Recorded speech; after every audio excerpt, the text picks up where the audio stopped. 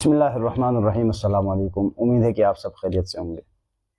22 رجب کے کونڈوں کے حوالے سے ایک اعتراض کیا جاتا ہے، ایک اشکال کیا جاتا ہے، ایک شور شرابہ ہے۔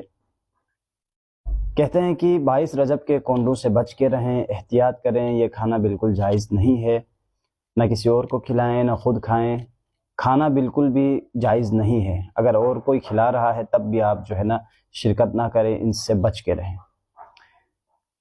چونکہ ان کی دلیل یہ ہے، 22 رجب کو جو رافضی ہے، جو شیعہ ہیں، وہ کھانا اس لیے کھلاتے ہیں، نظر اس لیے کھلاتے ہیں کیونکہ 22 رجب کو معاویہ ملعون جو ہے مر گیا تھا۔